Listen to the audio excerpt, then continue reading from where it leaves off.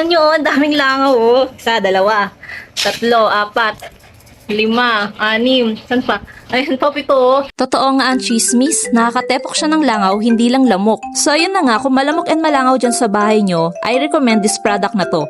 Electric Mosquito Repellent Liquid. Legit, matetepok talaga mga lamok and langaw sa loob ng bahay nyo. Lately kasi naging malangaw dito sa loob ng sala namin dahil sa naipon na basura. And napakalamok pa dito sa amin.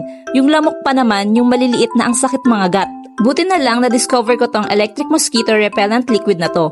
Ayoko kasi gumamit ng katol kasi pag naamoy ko yung usok nun, nahihirapan akong huminga. Eto, smokeless siya and wala din siyang amoy. Kaya safe ito sa mga kids and pregnant women. Tinanong ko din si seller kung safe din ba siya for pets. Sabi naman is safe daw. Laking ginhawa talaga sa amin nung nawala yung mga lamok and langaw. Kaya kung malamok and malangaw din sa inyo, try nyo na rin ito. Sinasabi ko sa inyo matutuwa talaga kayo.